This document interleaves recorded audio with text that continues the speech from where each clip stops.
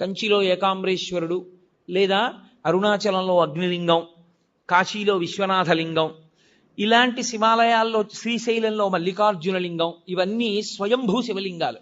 తమంత తాముగా ఏర్పడ్డ, ఎవరు ప్రతిష్ఠ చేయలేదు. స్వయంభూ శివలింగం దగ్గరికి వెళ్ళి మీరు ఒక్కసారి అభిషేకం చేశారనుకోండి, కొన్ని కోట్ల పర్యాయములు మీరు అభిషేకం చేశారు అని వేస్తారు. మీరు స్వయంభూ శివలింగం దగ్గరికి వెళ్ళి శివ శివ అన్నారనుకోండి, లెక్కలేదు అంత శివనామం చెప్పాడు అని వేస్తారు. స్వయంభూలింగం దగ్గర మీరు ఏది చేసినా దానికి వచ్చేటటువంటి ఫలితమును చెప్పుట సాధ్యము కాదు. అది స్వయంభూలింగం. ఇక రెండవది దైవీలింగములు అంటారంటే దేవతలే వచ్చి ప్రతిష్ఠ చేస్తారు. మీకు పక్కనే ఉందిగా అమరేశ్వరం, అది సాక్షాత్తుగా ఇంద్రుడు ప్రతిష్ఠ చేశాడు. అలా దేవతలు ప్రతిష్ఠ చేసినటువంటి శివాలయం అయితే అది దివ్యలింగములు అని పిలుస్తారు. ఇక మూడవది ఆర్షలింగములు అంటారు. ఆర్షలింగములు అంటే ఋషులు ప్రతిష్ఠ చేసినవి. ఋషులు ప్రతిష్ఠ చేసిన శివాలయం దగ్గరికి వెళ్ళి, శివలింగం దగ్గరికి వెళ్ళి మీరు ఏదైనా ఓ పూజ చేశారనుకోండి, 1,00,000 మార్లు చేసినట్లు మీ ఖాతాలో వేస్తారు. ఓ మారేడుదలం ఋషి ప్రతిష్ఠ చేయబడిన అగస్త్య ప్రతిష్ఠ శివలింగము అన్నారనుకోండి, మీరు బిలవదళం వేశారనుకోండి, 1,00,000 మార్లు వేశారని గుర్తు. అందుకే తీర్థయాత్ర, యాత్ర చేసేటప్పుడు గురువుగారితో చెయ్యండి అని ఎందుకంటారో తెలుసా? ఈ తేడా తెలియడానికి. లేకపోతే అక్కడ నువ్వు గిరగిరా తిరిగి వచ్చేస్తే ఏమి సంపాదిస్తావు అక్కడికి వెళ్ళి? ఒరే, దానికి బ్రహ్మసూత్రం ఉందిరా, కాస్త తేనె పోయి హుండీలో 10 రూపాయలు వేయిరా, ఇంకొక మాట సాష్టాంగం చేయరా అని గురువుగారు చెప్తే కదా నువ్వు ఫలితం పొందేది.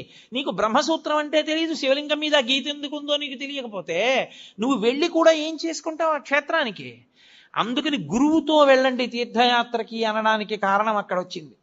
కాబట్టి ఆర్షలింగము ఋషి ప్రతిష్ఠ. రాక్షసలింగములను ఉంటాయి, వాటికి పూజ చెయ్యకూడదని నియమం ఉందని మీరు అనుకునేరు, తప్పు. రాక్షసులు ప్రతిష్ఠ చేస్తారు. రాక్షసుల చేత ప్రతిష్ఠింపబడినటువంటి లింగం దగ్గరికి వెళ్ళి పూజ చేస్తే 10,000 రెట్ల ఫలితాన్ని ఇస్తారు. మానుషలింగములు అంటారు. మనుష్యులు ప్రతిష్ఠ చేసినటువంటి శివలింగాలు. ఇదిగో ఇప్పుడు ఇక్కడ ఉన్నటువంటి దేవాలయంలో ఉన్నటువంటి శివలింగం.